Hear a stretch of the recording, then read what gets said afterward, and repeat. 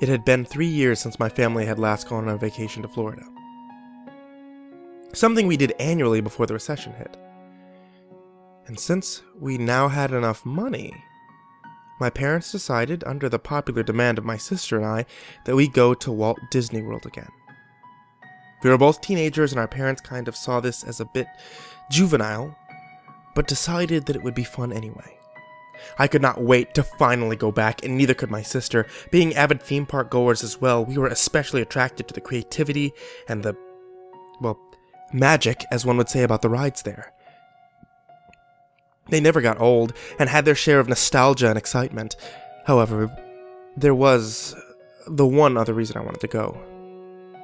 You normally associate Disney World with words such as excitement, fun, and happiness. But with these characterizations come counterbalances. After scrolling through OMG facts one night, I came across a rather interesting fact. It was about an abandoned water park in Walt Disney World, apparently named River Country. I was absolutely appalled by this, since I had previously thought of Disney in a more idealistic and perfect way. The water park was directly on shore of Bay Lake, being that huge stagnant body of water adjacent to the Magic Kingdom. River Country was, and still is, on the same side as the theme park just mentioned, but right next to a resort called Walt Disney Fort Wilderness Resort. Surrounding the water park on the resort side is a large green wall with signs dotting it. The place opened in 1976 and used water from Bay Lake in most of the park attractions. It was very rustic and wilderness-based in design, and contained artificial rocks that resembled those used on another attraction, Big Thunder Railroad. There was a dam present to keep chunks of dirt and mud from getting into the water too, so guests didn't have to worry about swimming in an artificial bog created by water from the lake. It was open for 25 years, closing its doors in 2001.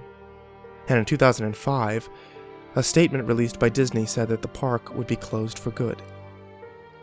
So for about 11 years, River Country had been sitting, abandoned.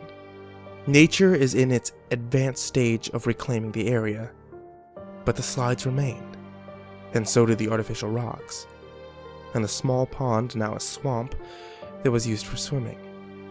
Many urban explorers have infiltrated the area, jumping over the fence to get footage of the abandoned water park.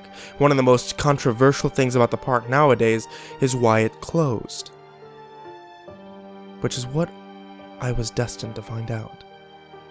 I wanted to see some real footage of the area before it closed as well, since from what I heard, it was very joyous and bustling with tourists compared to the ghost town status today. I was without internet at the time, so about 2 days before we were planning to leave, I went to the local library, which archived many old videos that people in my community had dug up in their attics and donated to the library to be part of a small historic society.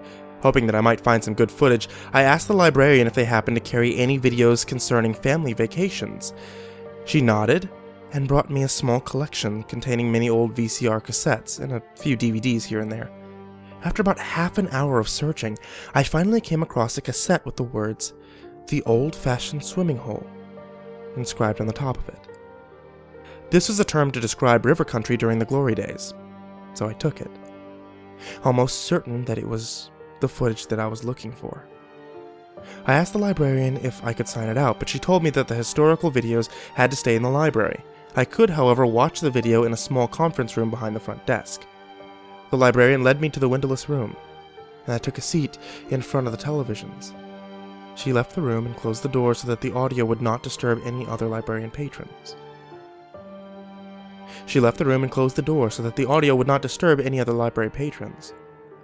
I popped the cassette into the VCR under the TV and turned the lights off so that I could see the video better. I was expecting the quality to be low anyway. For about half a minute or so, the screen went gray, and was accompanied with a loud beeping noise, typical of old VCR cassettes. The gray soon disappeared, showing footage of two individuals in front of the entrance to River Country. They were both men, and it was either very late at night or very early in the morning, as nobody else was in the park. Very few of the water park's lights were on either. On the bottom left corner of the screen, the date November 1st, 2001 was displayed. This was significant because the water park closed for good the very next day, on November 2nd. The two men were talking about how they had been denied entrance to the park in the morning, since it had reached its guest capacity limit. They also stated that at only 3 hours of night could they get past the park security. The two walked up to the bigger water slides in the park, which led directly into the pond supplied by the green water of Bay Lake. And once they both got to the top of the slide, which was encircled by artificial orange rocks, one man prepared to slide down. The two laughed over what seemed to be an inside joke, and finally the cameraman ended up pushing his friend down. I heard him scream in delight as he descended to the pond. The cameraman then proceeded back the way that they came to the slide and across the bridge that traversed the small lagoon. He ended up back at the pond shore where the sound of a splash was heard. This is where the video started to unsettle me a bit. After waiting at the shore of the pond for about 3 minutes, nobody surfaced. The cameraman began to cry his friend's name frantically and started to run back to get help from Fort Wilderness Resort. He stopped abruptly at what seemed to be the kiddie area, a small, shallow pond, on hearing a faint cough. He instantly turned around and saw a barely visible shadow about 10 or so feet behind him. Relieved, the cameraman started to approach his friend, glad that he was okay, but again, he abruptly halted. The friend's head was hanging down, and he slowly inched it up. The cameraman started to hyperventilate as the features of the other man's face began to show. Crimson.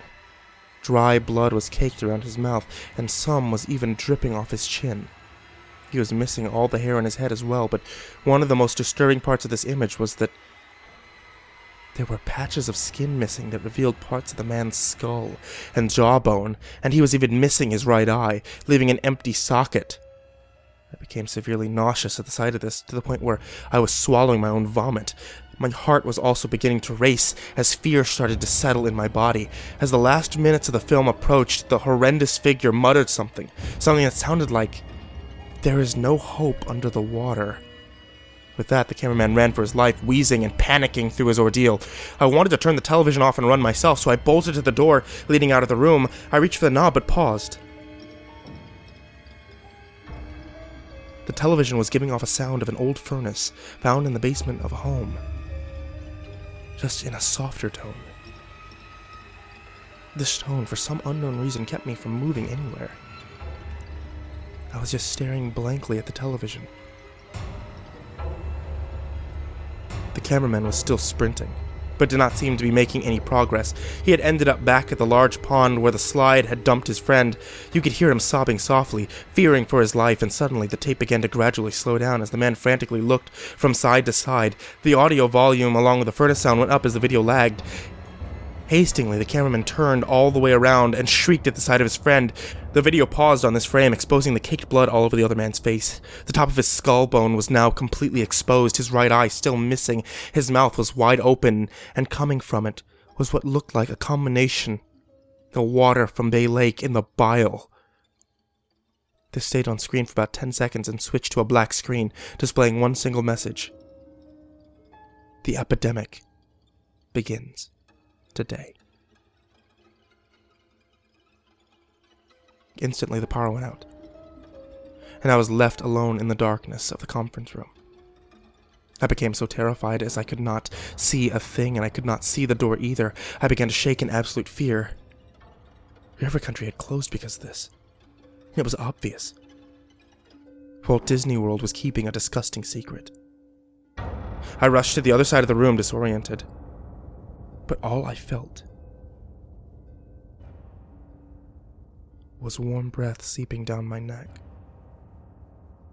and the smell of bile.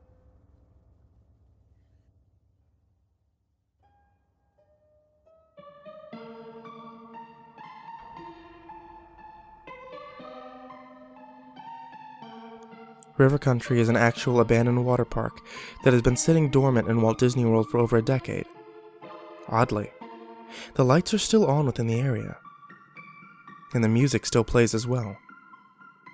Many theories have come up about its closing, but one of the most plausible ones, and one that's been confirmed by Walt Disney World employees, is that a deadly type of amoeba was found within the water of Bay Lake, which was used to supply many parts of the theme park. The amoeba can cause severe illness or death.